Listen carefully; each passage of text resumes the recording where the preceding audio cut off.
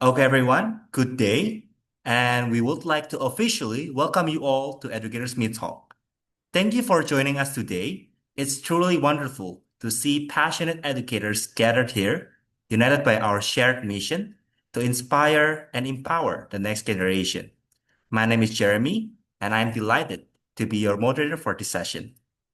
Educators Meet Talk is proudly organized by Krya Global. We are an international education platform dedicated to nurturing creativity, innovation, and global exposure for students and educators. Through programs like Educators Meet Talk and our other global learning initiatives, Krya Global strive to build a better future where every young mind has the opportunity to explore, create, and lead with purpose. Today's session is a space for us to learn, exchange ideas, and grow together as an educational community. We hope this discussion will bring new insight and fresh inspiration for everyone. And if you would like to see more of Korea in the future, will also like to urge you to join our WhatsApp community where we'll share more information for our future initiatives, such as an offline Educators Meet Talk that will be held in the 24th of April 2026 in Cambodia. Next, before we start, we would like to welcome Ms. Lisa Stephanie as our program coordinator in Korea Academia Korea Global to give some welcoming remarks. Hello, Ms. Lisa. How are you today? Hi, Jeremy. I'm really great. Am I audible now? Yes, you're audible. Thank you very much for joining with us, Ms. Lisa. The stage is yours. Okay, thank you so much. Good afternoon, everyone, and welcome to the Educators Meet Talk 34 with the theme of education in the age of AI, innovation, integrity, and mental health. I really thank you so much for joining us today, and we are happy to have more than 145 registered participants, and mostly from the Philippines, also from Indonesia, Malaysia, Japan, Vietnam, Cambodia, Brunei, and also other countries. So yeah, today we are going to talk about more on technology and artificial intelligence, which are changing education very quickly. AI can help us make learning more personal, support students better, and make teaching easier. However, it also brings challenges such as how to use it honestly, keep the data safe, and take care of our mental health. So, as educators, we must guide students to use AI in a smart, responsible, and healthy way. In this session, hopefully, you guys will learn a lot from our keynote speakers today on how to build AI skills for teachers and students, how to protect academic honestly when using tools like, let's say we say ChatGPT here, and also how to support mental well-being in online learning. So we are honored to also have three wonderful speakers today. Mr. Abiyu Afisena Ismunandar from the of AI Indonesia, Dr. Kinan M. Matawi from Western Sydney University, Australia, and Mr. Nicholas Carlisle, CEO of Power of Zero from the United Kingdom. Thank you so much for sharing your knowledge with us and spending your time with us today. I also want to thank all participants for joining and also the Educators Meet Talk team. Thank you so much for arranging this wonderful program. We hope the session will inspire you and give you useful ideas that you can apply in your teaching. Thank you again for being here and let's enjoy the session of learning together. Thank you so much. Back to you, Jeremy. Thank you very much, Ms. Lisa, for your welcoming remarks. I'm sure that short speech of yours inspire all of us to do better. So, thank you very much. We will move on to our main session. But before that, we will have some rules for the educators meet. The first one, please set your audio setting to mute when the speakers is sharing about their experience so we all can hear the speakers clearly. And the second one, if you want to ask a question to the speaker, which will have a separate Q&A session in the end, please use it with the format hi and the name of the speaker that you're trying to communicate with, your name and where you're from, and your question. For example, Hi Tutor Uma, I'm Agnes from Indonesia. How to build strategy in the classroom related to STEAM. And lastly, I would like to kindly remind all of you again to change your name into your name underscore your country so we can know you better and where you're from. Okay, now we are very excited to move on into our main session. Today, we are honored to have three wonderful speakers to join us in the Educators Meet Talk 34. Ms. Lisa have introduced them before this. So we would like to move on to our first speaker. That is Mr. Abiyu Afejana Ismundar. He is a project manager at Day of AI Indonesia. Mr. Abiyu, hi, how are you today? Hi, I'm good. Hello. Yes, Mr. Abiyu is a program manager for Dev AI Indonesia, where he is actively bringing MIT Race AI literacy curriculum to students and educators across Indonesia. Previously, he was also a software engineer at OI Indonesia, developing web and mobile applications. His focus has been on leveraging technology and entrepreneurship for sustainable innovation. So, Mr. Abiyu, today we will share with us about AI literacy. And Mr. Abiyu, the stage is yours. Thank you very much. All right. Thank you so much, Jeremy. Um, so as Jeremy has mentioned, I'm Abi. I'm from Day of AI Indonesia, and I'm here to give you all a brief introduction to what is AI literacy, and especially for educators and students. So today's focus is on three things: why it matters for innovation, especially in teaching and learning, how it supports academic integrity, and also its role in students' and teachers' well-being, especially in the time where maybe a gap in knowledge could lead to a stress inside classrooms. So let me take you back first to why does it matter having AI literacy? Remember back then when social media just came, we were not completely literate about it. And then that actually surprised us all with how cyberbullying was very rampant, how there was a lot of cheating, like students can just send messages through social media about their answers, and we were not completely prepared about it. So what is AI literacy? So notice there are four pillars. It encompasses how AI works, how to use it responsibly, recognizing its benefits and its risks, and how to use AI ethically. And it should be underlined that you do not need to have any computer background in being AI literate. All you need is these four pillars. So at its current state, globally, we know that AI is continuing to develop and become more apparent in our daily lives. Even global institutes such as UNESCO, PISA, OECD have all these frameworks encompassing AI. And even in Southeast Asia itself, Indonesia has Permendikbud number 13 2025. Malaysia has AI untuk Rakyat, Brunei has Generative AI Guidelines, and many more. So this is just an example of Indonesia's Permendikbud, and we can see it encompasses from grade 5 till grade 12, and it has everything from computational thinking to AI use and development. So how does it connect to Day of AI? So Day of AI is a MIT Race global initiative that brings an ethical curriculum on AI for student ages from 5 to 18, which is basically from first grade until 12th grade in Indonesia also. And what's important is it's open source. So that means it's free. It can be adapted. It can be adopted by anyone for free. And currently it has reached around 170 countries, 30,000 plus teachers, and 1 million and more students with evaluation showing a positive impact. And the focus of this curriculum is understanding AI in everyday life. It's how to use it ethically, how to use it creatively, and also its impact on society. So for Day of AI Indonesia itself, our approach is there are awareness events, which are usually done in places that are special, that has impactful meaning. Usually there'll be governmental participation also. And then we also work together with MIT Raise when we're doing these awareness events.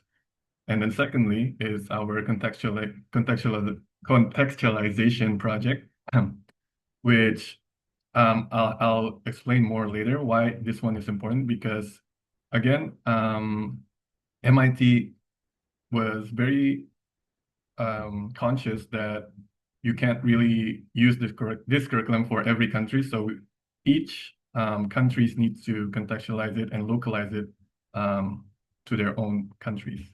And then the last one is teacher for teacher training that will be done by each country so that it's localized. Okay, so this is an example of Day of AI curriculum contents. It has AI literacy foundations and then its applications, and also later going beyond AI literacy. So I'll go back a bit. You can see that it has been divided in a way so that it's suitable for each age group. We can see that from pre-K, they only teach about AI literacy and foundations, but as you go down deeper and when the students get older, they actually get to have a lot more curriculum and subjects to study about. So even to coding a bit. So I'm going to show you a bit of one of the favorite lessons from the students, which is how do machines learn? So this is using a platform called Scratch, where they can code using blocks and then understand how they can move this. You can say it's kind of like the computer or the AI, and then they actually code it so that this little guy here can fly towards the cake. And then this actually demystified the idea that AI is all-knowing because actually you're the one coding it. And you know that, okay, so we know that AI needs our guidance so that they can do things correctly. And then we also teach about prompt engineering. We can see on the left side, it's a prompt that is not very clear. It's too vague. So that's why it shows like a very general classroom. And then that's also why in the second prompt, you can see that it's more detailed, and then you can see that, oh, this is what usually a typical class in La Guajira in Colombia looks like. So in prompt engineering, it shows that we can have more accountability in how we prompt the LLMs so that we can get, it can show us a more clear answer and also give students more knowledge that, okay, so if I prompt it like this, I know that the LLM actually doesn't know it all because I actually need to nudge it a bit so that it knows what to do. So for curriculum contextualization or localization, again, because, you know, Day of AI is from America. So if it's used in Indonesia, it might have a different context on how to use it. Usually the projects are donor funded or voluntary work. And then to contextualize is, after contextualizing, the curriculum will be placed on an LMS that can be accessible for everyone for free. So a contextualizing a localization example maybe is here. So in English, usually when stories are generated, or, you know, like if you generate a story, you can see that a sentence of once upon a blank is usually followed by time. However, in Indonesia, because usually we say things like pada suatu hari, or means, or if in English, once upon a day, this kind of things needs to be contextualized by the LLM. So it needs to generate like, oh, if I'm in Indonesia, I think the best word to be filled in the blank is actually hari or waktu, time, day, or anything else. And this is another example. If it's in French, we can see that in French there's some nouns that are in some nouns has a female and a male, and that's why il and el is like a 50-50 probability. But after learning, you'll know that ku is actually a male one, so that's why they used il. So, and I'll also give you another example of how or what kind of content is being teach by one of our subjects is how machine learn. So this is just an example. So these are three types of dogs. Maybe you guys know it. Maybe all of you know. This is a Chihuahua. Maybe this, I think this is a Bulldog. And then this one is a Dalmatian. So us human can know this by, well, maybe we just watch a cartoon back then called 101 Dalmatians. That's why we know this one is a Dalmatian and Chihuahua is just like a small dog. But so if I ask you this question, like which one is the Dalmatian, you'll easily you'll know that this one is a Dalmatian. However, how machine learns is that they have to learn maybe thousands, millions, or even billions of examples of Dalmatians, and just to know how to distinguish a Dalmatian in this array of dogs. So this poses a problem. So what if in the data we're actually using a bunch of angry Dalmatians? Would all angry dogs be actually Dalmatians? That wouldn't be correct, right? So if we extrapolate this even further, we can see that if the data are biased, there might be problems with how AI actually generate images. So you might notice some problem, maybe you don't, maybe that's actually another topic to discuss, but we can just see here that if I prompted like, give me a classroom, maybe the AI will only generate women as teachers, even though there are male teachers also. And you can also see here that there are no male nurses, even though we know that there's a very hit series called Scrubs where there are male nurses.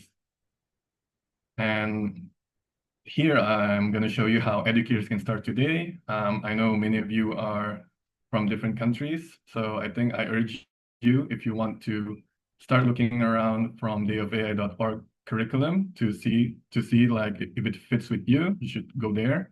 And also you can contact us if you want to start a chapter in your own country. If you're from Day of AI, if you're from Indonesia, you can also contact us. We are currently working to provide this curriculum online on an LMS. So you can choose each appropriate module and then adapt it and then join our educator community and access the LMS platform.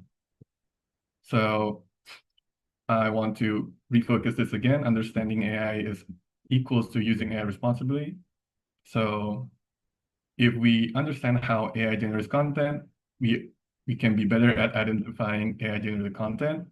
We know what AI can and cannot do, so we give a realistic expectation, and we know how to prompt effectively so that we can give proper attribution and transparency when we use AI. So this is just a small video of how AI or real. I think it's afternoon, it's almost lunch. Maybe I think in French it's also almost lunch. So you can see how AI now has developed. You can't really, can you guess which one is actually the AI or real? But yeah, so if you feel like that you can't distinguish it, I also can't distinguish it. Even after watching this for about 3 times, I still don't know which one is the answer. It's because how sophisticated AI is becoming. And that's why AI literacy is very important. So the key takeaways, AI literacy is a policy priority in Indonesia and also globally. We provide a free and proven curriculum available now. We are hands-on, it's contextual, it's very easily contextualizable for your classroom. It has a strong foundation for ethical AI use, and community support is available. And if you want to contact us in Day of AI Indonesia, we're very open to if you want to open a new chapter anywhere. Thank you very much. That's it. Thank you very much, Mr. Abiyu, for the insightful session. So we have learned how AI is reshaping the way we teach, learn, and prepare students for the future. But there is one aspect that we cannot overlook. As we empower students to use AI meaningfully, there's another side we must keep in mind. That is their emotional well-being. That moves us to our next program, that is how to use AI responsibly. So for our next speaker, we will talk about more on the integrity when using AI, how to use AI responsibly. We would like to invite Mr. Keenan. Hi, Mr. Keenan. I'm he. Yep. Yes, Mr. Dr. Keenan Metawi is an associate dean and associate professor in statistics and data science. His expertise spans applied statistic, data analytic, AI, and advanced statistical model and development. With over 90 referred publications and supervision of more than 20 PhD students across businesses, STEM, IT psychology, operation management, and health, he integrates data-driven intelligence and statistical innovation to address complex real-world challenges. Dr. Matawi has a distinguished record in curriculum design, research leadership, and industry collaboration, fostering partnership that bridge academia and practice to drive innovation, digital transformation, and evidence-based decision-making in rapidly evolving world. So, Mr. Kinnan, the stage is yours. Thank you very much. Thank you. Let me share my slides.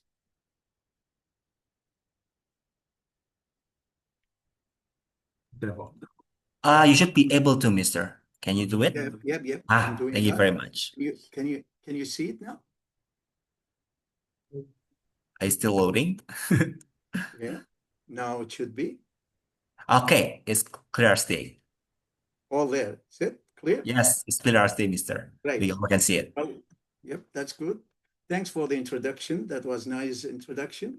Well, good evening, everyone. And thanks for the opportunity to speak today. As someone who teaches statistics and data science, I have spent years thinking about numbers, models, patterns, but recently these models have become more than tools. They have become intelligent systems that generate not just contents, but make decisions and even create ideas.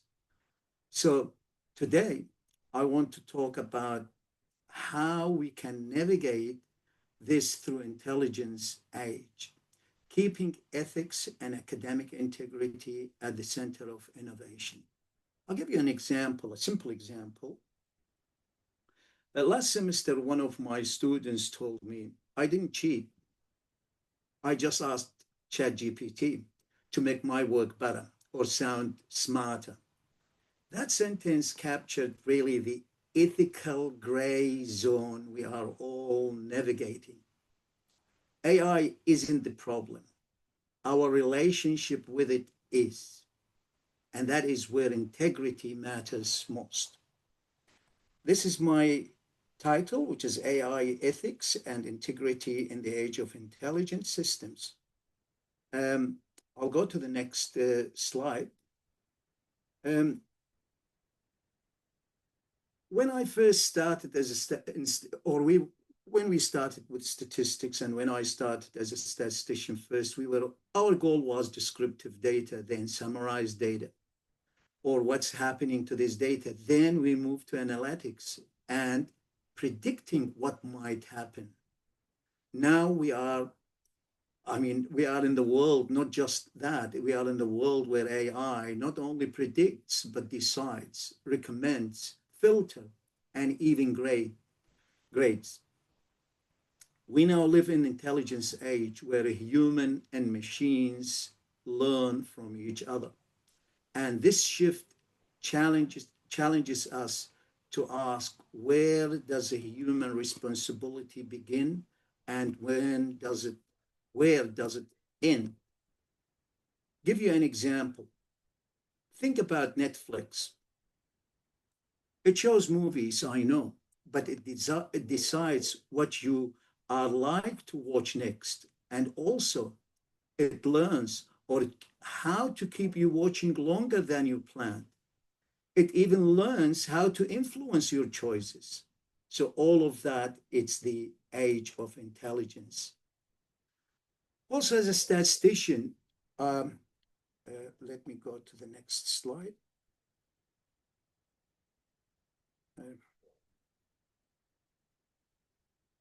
Sorry about that. Yep. As a statistician, we know the models learn patterns, not meaning. AI is the same. It doesn't know the truth or context.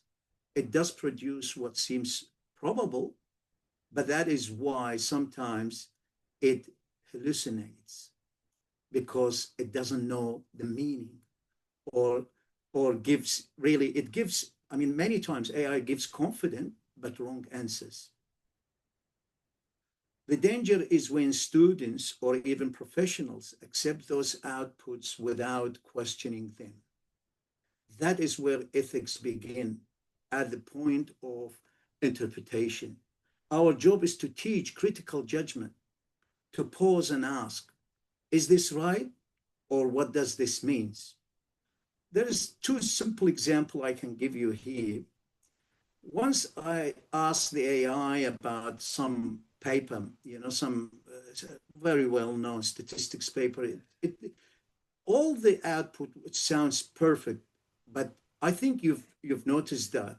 But some of some of the references in the report will not exist at all. It looks right, but it's not true. It's not there. Also, I'm not going to go in details to another example, which is Deloitte just recently, last month, I think it was end of September or early October, they apologized for AI report that was oversighted, a report that worth $400,000. It was generated by AI, but it was oversighted, wasn't checked well. With the lessons from sorry.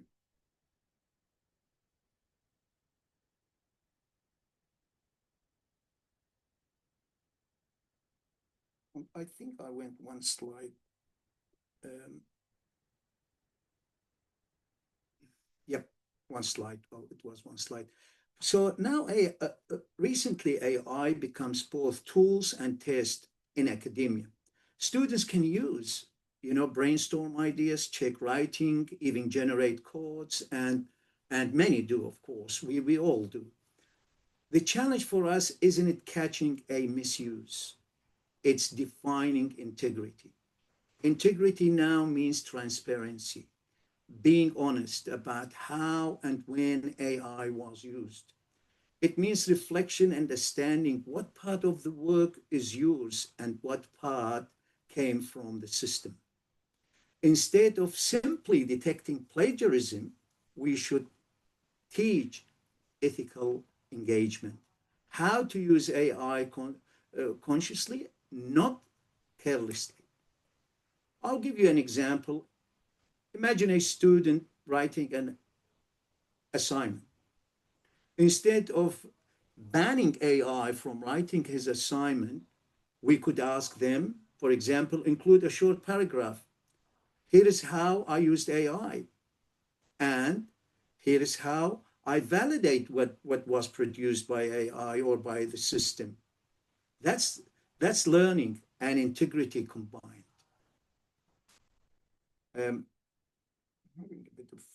Yeah.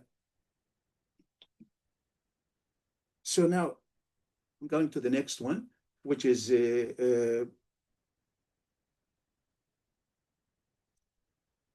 think my slides is playing up. Sorry. Yep, that is the one. In data science, which is we teach a lot of things about integrity indirectly. So in data science, we have always faced ethical questions. Why? Because data is involved. We ask, where does this data come from? How safe is this data?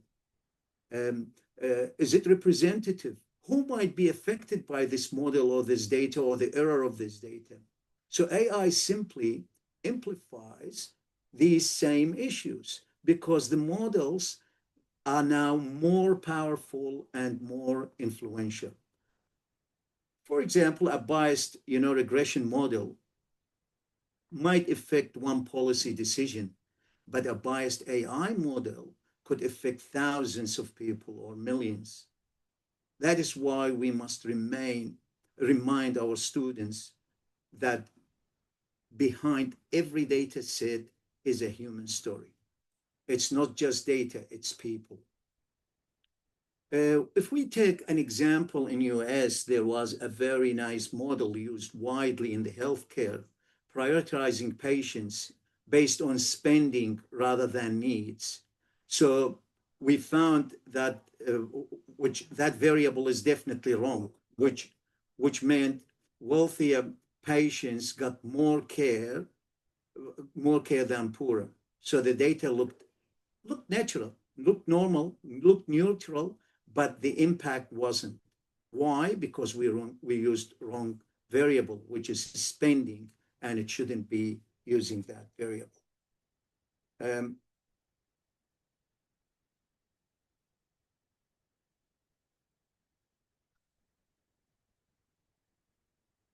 AI doesn't have values. It reflects the data, and data reflects us. Our role as an educator to make sure we are not replaced by efficiency, but enhanced by ethics. We can we can innovate without losing integrity. In fact, they should go together. The next generation of graduates will all know how to use AI, definitely. But what will make them truly valuable is their judgment, their ability to question, to think ethically, and to understand the human context behind technology. I'll give you a very simple example. I'm trying to give a simple example on each slide I'm having. When my students use ChatGPT for analysis, I tell them, don't ask what it can do, ChatGPT, what it can do. Ask what you can learn from what it produces. That mindset changes everything if you keep using and understanding this. I'll go to the next slide. Yep.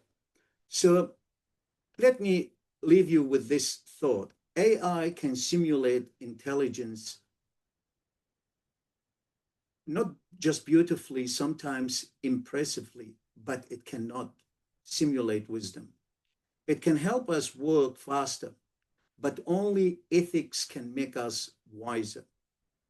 Our task as an educator, as a scientist, or as a mentor is to ensure that in this intelligence age, we never lose sight what truly makes knowledge meaningful, which are integrity, reflection, and humanity. Thank you very much. Thanks.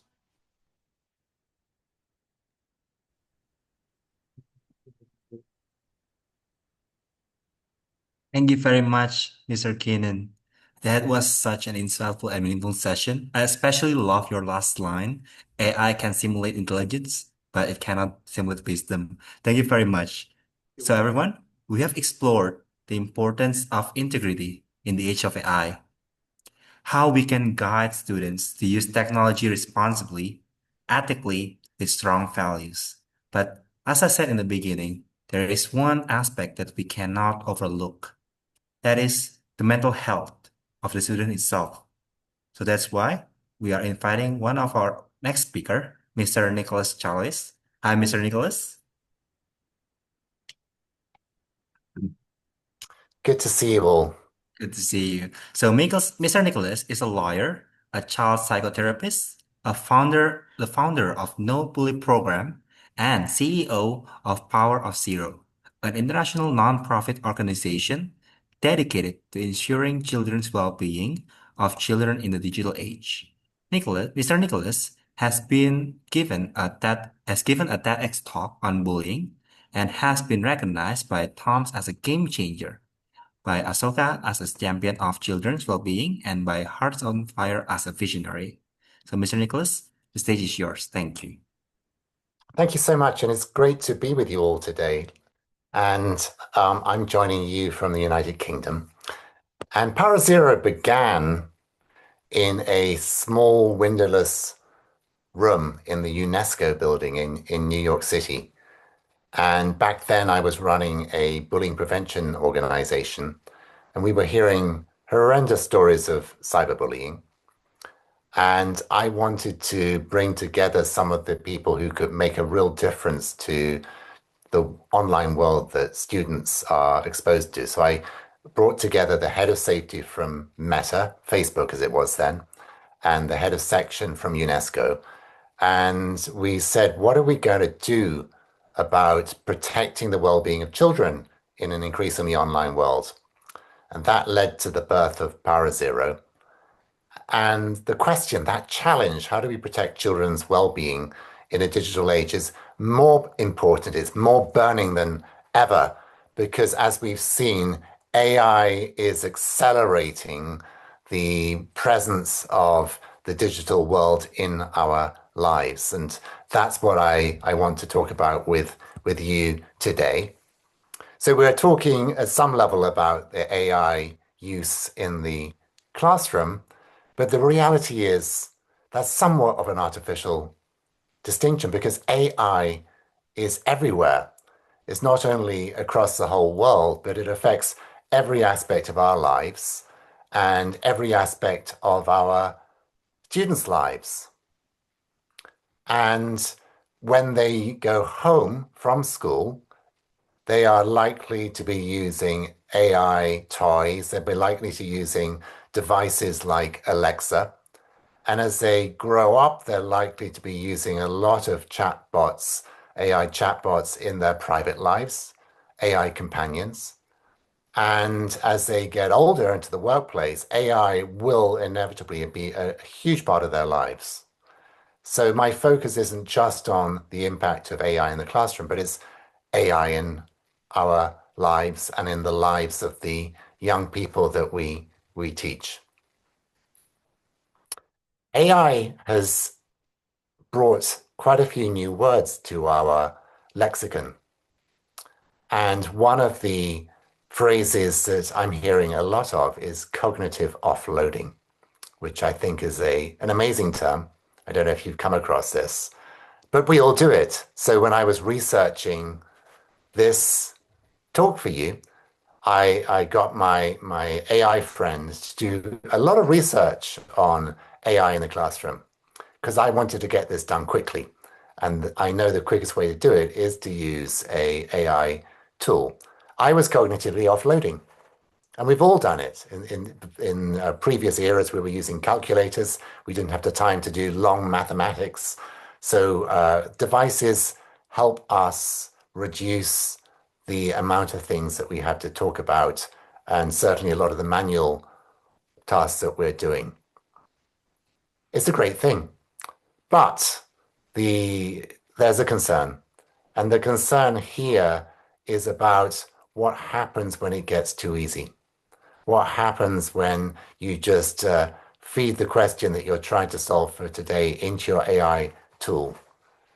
And what the evidence is starting to show is, depending on how you use your AI tools, we're starting to see weaknesses in students' critical and independent thinking.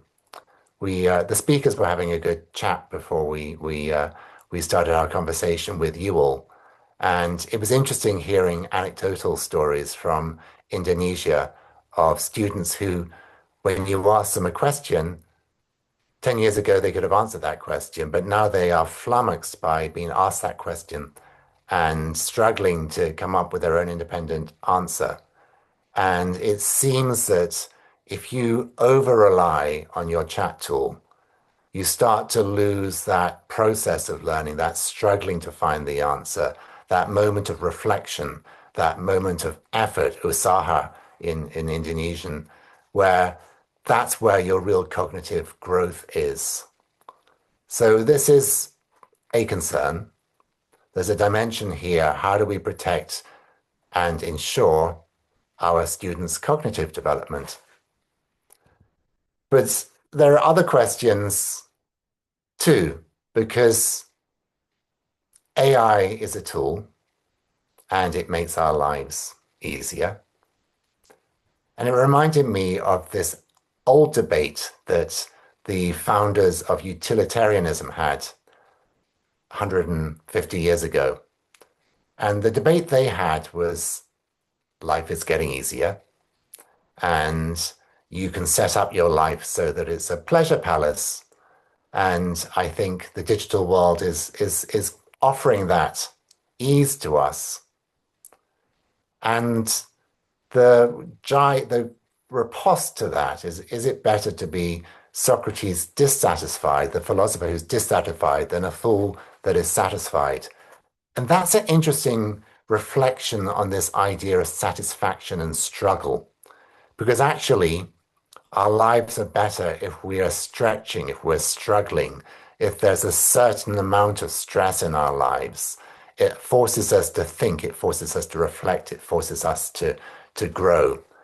And I think there's a good case to be said that as we move into AI dependence, we need to be aware of this risk. We don't want our lives to be too easy. We don't want our students to be too satisfied by the tools that they have. And so we come now to these questions of character, which is so closely related to well-being and to our happiness. And probably most of us would say, in answer to this question, what sort of skills and character strengths do we want our students to develop? We would say, well, there's a range of strengths here that are really important. And yes, we're using AI in the classroom and they're using AI at home, but we still want them to master these qualities because it leads to a better life. It leads to a fuller life. And so effort and responsibility and honesty are really important qualities for our students, along with curiosity. And that's often born out of a situation where you don't get immediate answers, where you have to stretch a little bit to see what the possibilities are. Empathy, we'll talk about more in just a second. Integrity, and Keenan spoke a lot about that. It's an important quality as students are using these tools. And resilience. And resilience requires a certain amount of struggle. It requires a certain amount of stress. You don't want to make life too easy for students. So as we move forward with AI and all the possibilities it gives to innovation, we need to keep an eye out for how do we make sure that we are still raising students with these character strengths. So we've talked a little bit already about the ethical dimension. And the ethical dimension makes it too easy to create something. I have this sometimes with my team who, and I've been working with especially my comms team around owning when they're using AI.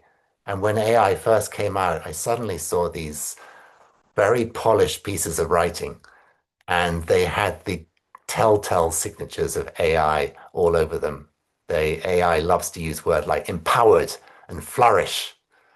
And I would say, this looks very much like AI, this article that you've written for our blog. And they would say, no, no, no, no, Nicholas, I wrote that entirely myself.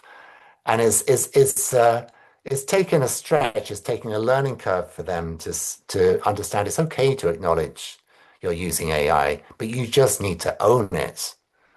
And there's been a piece of work with them where they start to see that AI is stripping the soul out of their writing. And they're starting to realize, yes, I can use this for research and I can use this to tighten up some of the phraseology here. But at the end of the day, if I'm going to be presenting content, it needs to be clearly owned and I need to actually be putting myself in there, my personality in there. And the part that, as a psychotherapist, I'm most concerned about is outsourcing empathy.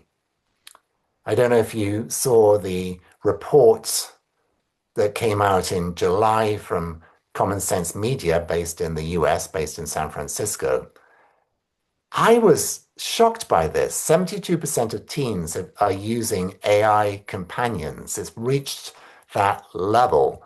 And 31% of them are saying that their conversations with AI companions are even sometimes more satisfying than talking with real friends. This is incredibly concerning. And here's why. Relationships and friendships are what make us happy. And that skill of empathy requires the ability to actually put yourself into the shoes of another person. And for most of us, and especially for teens, where they are at the center of their lives and they're learning to dethrone themselves from the center of their lives, that is a stretch. And it's a really necessary stretch, that ability to say, I'm really mad at this person right now, and I'm not getting my way. But what does it actually feel like to be in their shoes? Because sure, you can ask your AI companion for advice, and they will give you a strategic answer to how you might pitch it to that person and approach that person. It's very strategic, it's very manipulative. And you may say the words, I understand where you're coming from, but it sounds wooden. And it reminds me of that moment where you are complaining about something on a website and you put a message through to their customer support team and you get a message back and it says, Nicholas, I so understand your frustration with this situation and we will do everything we can to fix it. And I'm so sorry you must be so disappointed in the quality of our product. And you know it's written by an AI tool and you know that they're just playing you. And at the end of the day, they probably aren't going to actually give you what you want. This is at risk of weakening students' empathy. The true development of empathy is going to weaken their ability to have relationships. And as AI companions start to do things like sexual role play, which happens a lot with teens, it's going to very much confuse their understanding of what a full relationship is, which is why at Pyro Zero, we, in concert with Common Sense Media, are saying that no one under the age of 18 should even use an AI companion. Is that damaging to the next generation? But more generally, we need to keep very much an eye to how in real life do we continue to teach students about empathy and about relationships so that they have genuine relationships. What does this mean for you all as teachers in the classroom? Clearly, AI tools, when well used, can enhance the learning of your students. But it's an art to do this with your students. And it requires them to be understanding how the meta thinking around this about how they're using AI. What are they learning from this process of engaging AI, say in a project that you've assigned them? And your role as teachers is going to be very much about praising their effort, praising their reflection, rather than getting hooked up on the quality of their product, which is likely to have been generated by AI. And at the same time, your role is to champion character, to champion these character strengths that we've been talking about. This is something that we talk about and think about a lot at Pyro Zero. We've assembled the leading researchers in childhood and technology, and we've been working with them on what are the character strengths and skills that this generation needs. And we've developed a program which we developed in the Philippines for children in kindergarten and saying, what are the skills that they need in the digital age? And this is what we came up with for those students.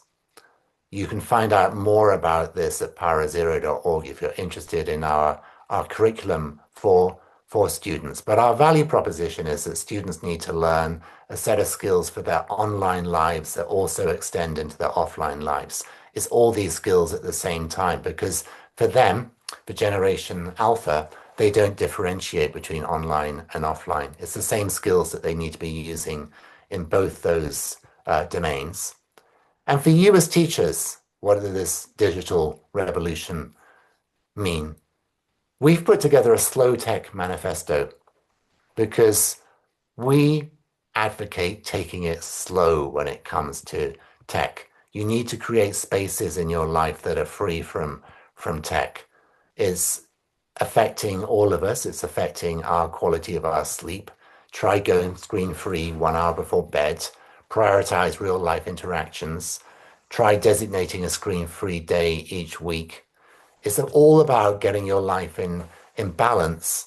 And it's ultimately about redirecting your time and the biggest gift of all, your attention, to what's most important. That's it from me. You can reach me at this email address. Be very happy to hear from any of you. And I think now we have time for questions. That's correct, Mr. Nicholas. So before we continue, I would like to say thank you very much, Mr. Nicholas, for that insightful and meaningful presentation. And I'm also shocked seeing the data that how many teens are actually using AI companion. Like it makes us think one more time, like how we really need to reconnect with our peers and showing more sympathy and empathy. And maybe before we move on to the next session, we would like to extend our sincere appreciation to all of our speakers today, Mr. Abiyu for sharing valuable insights on AI literacy, Mr. Keenan for guiding us on how integrity is really important in the AI age, and Mr. Nicholas for helping us understand the role of mental health in the AI era. Thank you for your time, your expertise, and your dedication to support educators and students in this fast-changing world. Your perspective truly complement each other and give us a holistic understanding of how to prepare our learners with skills, ethics, and emotional well-being. So I think our participants, our audience today also cannot wait for the next session. We will move on into our Q&A session. This is a really great moment to exchange ideas, ask questions, and explore more about the topics together. So if there's anyone who would like to ask a question to our speaker, we would like to welcome you to raise your hand and introduce yourself and where you come from. Or you can also convey your questions by in the chat box, and I will help conveying it to our speakers. Okay, we have our first question of the day. Hi, Mr. Abiyu. I'm Lin from Indonesia. What should educators expect when they are interested in learning from Day of AI? So for educators, what to expect when you are first interested in learning from Day of AI. So again, access the website, dayofai.org. You can see that there are a lot of curriculums that you can contextualize. You can expect to see videos, slides that you can easily parse through and see like, oh, this is actually what I can use for my students in my classroom. So all the slides are available for free if you want to access them in English first in dayofai.org. But currently, we're still trying for Day of AI Indonesia. It's in Indonesian and also it's been contextualized for Indonesia. We're still working to put it on an LMS. So coming soon. So we'll give you info about that. Thank you very much, Mr. Bayulin. I hope that answered your question. Turns out Lin also have two questions for our two speakers. For Mr. Keenan first, perhaps. Lin would like to ask how important are data analytics and data science in supporting artificial intelligence? Can we really consider them to be the backbone of AI, or they just one of its key components? And if we want to understand AI more deeply, should we also study data science and data analytics? Great question. Yep. I would start it with this. AI, it's the new term for statistics. There is no AI without data science, and there is no data science without statistics, and there is no statistics without data engineering. So you need data, you need statistics, and you need data science, and then you need AI. AI is history. It's nothing. It can predict nothing without statistics, without our modeling, without our efficiency, without all these advanced modeling. It's used in a hidden engine that no one knows about it. Yes, data science is not the tools, it's the derive, it's the backbone of AI. Without data science, all the output is wrong, is not validated, it's not accurate. Yep. Thank you very much, Virgin. I hope that answered your question, Lynn. That actually really inspired me as well. So next one is for Mr. Nicholas. Lynn would like to ask you, is it ethical for educators to ask AI for solution or opinions on how to handle bullying in their school? Will that risk making that it seems like the educators themselves are unable to solve the issue? Thank you for the question. And I think it's completely appropriate for educators to ask for more information about any subject that they want to learn more about, including bullying. And as always, you need to be thoughtful about what questions you ask, and you need to have some level of healthy skepticism about the answer. And I use AI a lot in my work, and what I'm finding the gift of it is the pushback that you give or I give to the answers. And I always push back and say, well, what's your source for that? Can I actually read it? Where did you get that from? And then AI becomes a really good tool. So, yes, if you're wanting to find out more about bullying, which is one of our big issues that we deal with, and you want some ideas, I think you'll get some great ideas by turning to something like ChatGPT.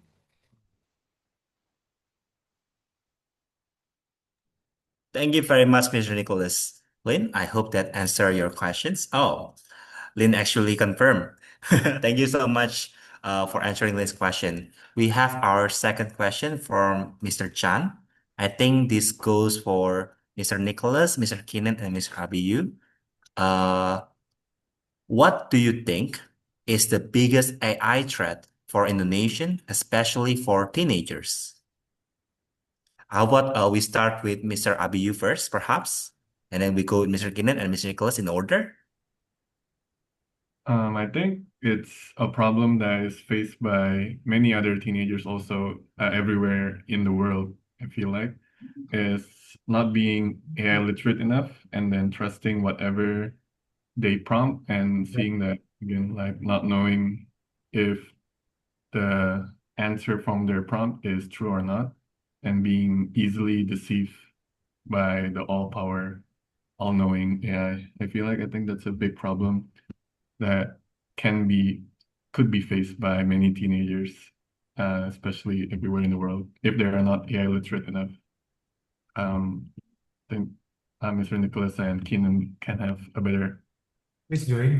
How about we listen, Mr. Keenan? What do you think, Mr. Keenan? What is the biggest Just threat for repeat your Indonesian teenager question. now?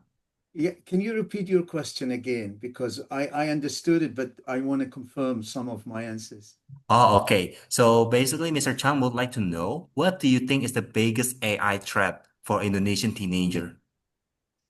Ah, um, I'm not sure I specific. think he would like to ask you like how in which sector is AI or artificial intelligence is actually harmful or threatening Indonesian teenager in their whole well-being.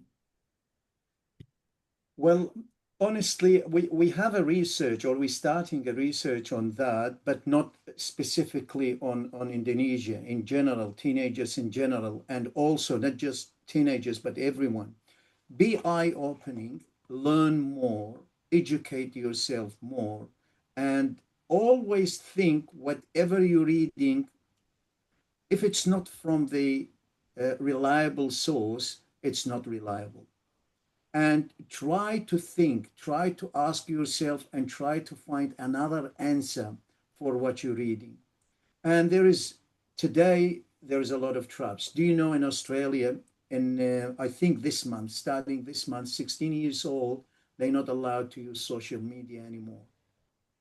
So there is a lot of traps, a lot of traps. Imagine the government banning for teenagers to access social media. So there is a lot of traps, and that is pity to say that, but it is. But there is a lot of useful things too. So you have to be smarter. You have to listen to your parents. You have to listen to your educators. You have to listen to what you learn and deepen all of these and use it because you're going to be smarter. Tomorrow you're going to be smarter, and the world needs you. And the world needs smart people in the future. They don't need just people believe things very quickly. Thank you very much, Mr. Kitten. And how about Mr. Nicholas? What do you think, Mr. Nicholas? Well, I come from the well-being perspective, and globally, there is a huge threat to teenage mental health that exists across the world, and the research that I've seen in Indonesia shows similar struggles for teenage anxiety, teenage depression, and this really concerns me. What are the causes of that?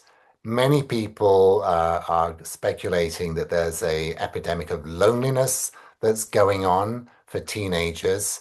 And where's that coming from? Many people speculate that's in part driven by the dominance of social media as the platform where students connect. How does that connect to AI? It connects to AI in this way. AI is only going to deepen our dependence on the digital world. It's only going to deepen our dependence on social media. We're already seeing, as I alluded to, the prominence of AI companions and turning to AI for social and emotional comfort. That risks accelerating the loneliness epidemic, and that risks further putting our teenage mental health at risk. So these are urgent things that we're talking about. And the answer to that is, I think, a very much a holistic approach. It's not, although AI is part of it and putting guardrails around AI is part of it, it's much more than that. It's about teaching AI literacy as part of digital literacy, as part of what's sometimes called digital citizenship, which is really keeping yourself safe and well as much as keeping others safe and well when they're online.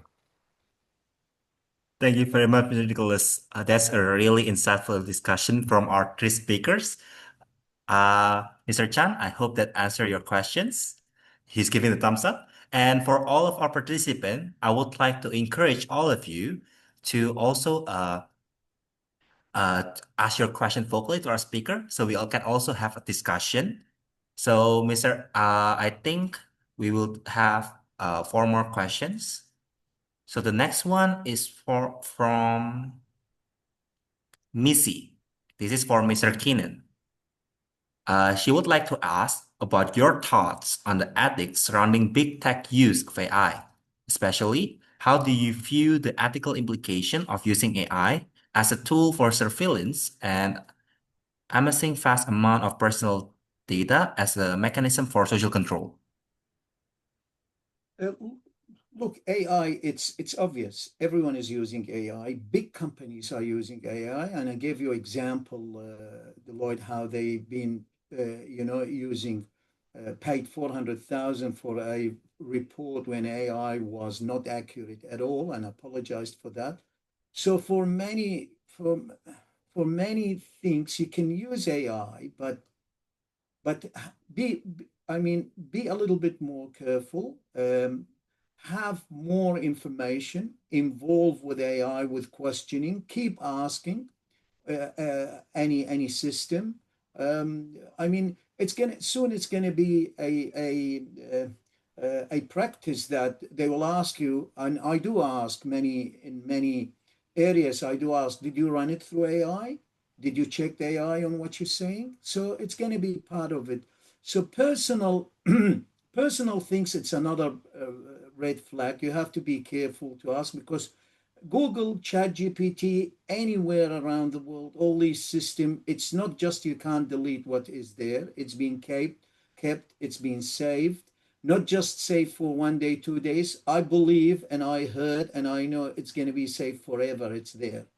So you have to be a little bit extra careful with personal things, with names, with data, with these systems. But you can always indirectly use them and indirectly utilize these systems. So you're not putting anyone in online or in danger with these personal data or information. Hope that answers the question. Thank you very much, Jerkin. I hope that answer your question, Missy. So before I continue reading the questions on the chat box, do anyone want to ask their questions directly to the speaker? If you want to, we would like to invite you to raise your hand. Okay, there's Brian. Brian, please, the stage is yours. Hi, I'm Brian. Also, to Mr. Nicholas, uh, in your opinion, how human our AIs are at this point, and like emotionally, not like straightforward emotionally, but in feedback. So how it interacts with human, how human are there, how human are they? And Yeah. the Thank second you. question is, are there any global regulations? So let me deal with that first question about how human is AI. So this taps into our limbic system. So I've been talking about empathy, and empathy is something that we all have, and it's a felt sense. It's the ability to feel what's going on for other people. The classic example is you have a bunch of babies in a room, and one baby starts crying. And what do the other babies do? Do you know? Anyone got any ideas? They all start crying. What they would And answer? why do they start crying? It's because they have a limbic system from early on, and your limbic system is designed to resonate with the limbic system of those around them. So if a baby is picking up on distress in another limbic system close to it, its own limbic system starts vibrating. In adults, you see this, it's something called emotional contagion. And you see this for better or for worse. So you have huge rallies like Hitler's rallies at Nuremberg. And there was enormous emotional contagion there, both of excitement, but that was very much based around animosity and building up animosity and aggression. But you similarly can have rallies which are inspiring. You go to a great rock concert, you get that same limbic resonance there and a sense of excitement and well-being, and we're all together in this. These are very human qualities. They depend upon our bodies. They depend upon our nervous system. AI can't get there. So there's a whole dimension where we are very human with very human bodies. Our emotions and our felt sense, and ultimately our values, depend upon all of these internal markers that we are constantly tracking. AI does not have any of that. It can think its way into different situations, and so it can tell you probably what it thinks you want to hear. And a lot of the critique of AIs is that they're very overly flattering of you. I don't know if you noticed this, but you leave these AI conversations feeling really great about yourself, and it will say things like, "Nicholas, that was such a great idea. What a wonderful question." And I kind of tap myself on the back and go, "God, yeah, I'm really getting quite smart here," because it's just playing me. But it's not truly human. You can't actually have a relationship with an AI because there's no limbic system, felt sense, bodily connection there. So there are limits, very much limits, and I think we've reached the limits around how human and AI can be in what I think the most important dimension of human life is, which is our emotional life and our relational life and our social life. AI cannot replace that.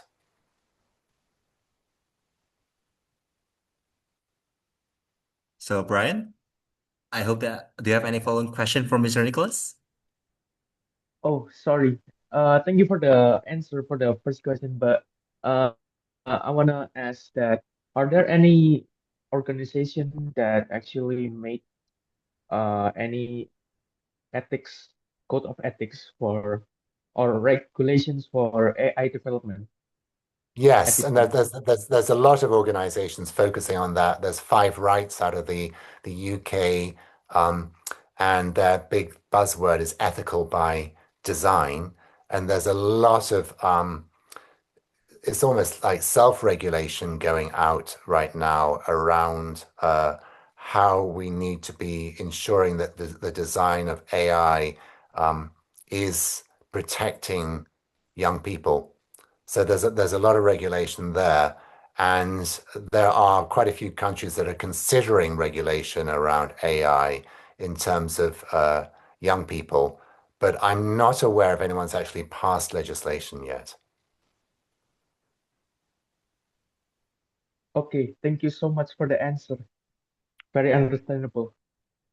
Thank you. Thank you very much, Brian. When Mr. Nicholas mentioned something about, you mentioned about where AI just praise you for everything you ask. I remember a prompt I used in ChatGPT where I asked ChatGPT to praise me excessively for every question that I asked. So I remember having replies like, "Wow, you're so smart, you're so great, you're the best innovator in the world," and I just patted the back. Yes, I am. So I think I'm also one of the 70% teens that you mentioned in your data. But yeah, that recalls a funny memory. So yeah, I think I would like to invite one more question from the audience. If you want to ask the question to our speaker directly, you may raise your hand and introduce yourself.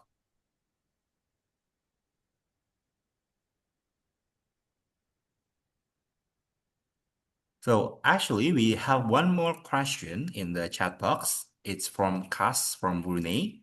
It's directed to Mr. Keenan. The question goes, when we use AI, are there general guidelines or steps students can follow to promote more ethical learning?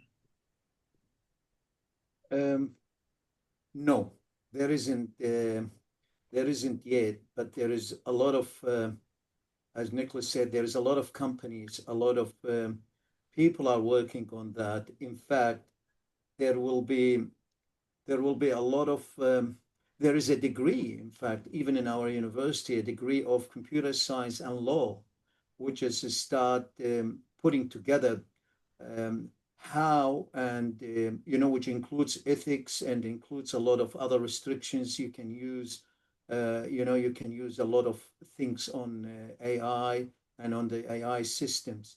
Um, but at the moment, no, it's all depends on individuals. But of course, there is always messages, there is always warnings, there is always a lot of things given to you when you use this website, which it guide you how to do things, what to do, how to avoid. But there is always breach for that.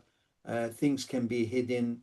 So not exactly, but it will be soon. And when it will start, I think it will start heavy, which is it will take some time. Thank you very much, Mr. Keenan, for the reply. And I think we are going to close the Q&A session here. So before we move on to the closing, I would like to invite all of you to open up your camera. We would like to take a photo together. So I think you can fix your hair first. If you're still on your bed, get up first, find a chair. I see that everybody is fixing their hair here. Yeah, was. Okay.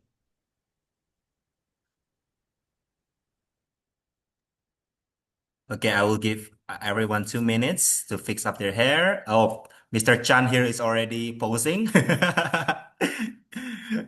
Okay, for everyone else, please open up your camera. We're going to wait for you all.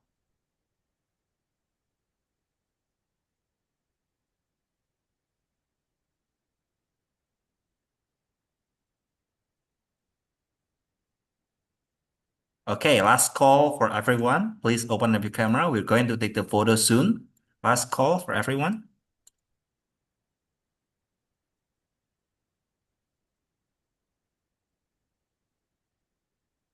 Okay, we are going to start to take the photo. Last call for those who haven't turned on their camera. Please prepare now. We are going to start to take the photo from the first slide. So, everybody, please give us your best smile. We will take the photo in 3, 2, 1. Okay, for the second slide, please hold to smile. Please hold to smile. We don't know which side you're going to be. So please hold to nice smile. For slide number 2, we'll take the photo in 3, 2, 1.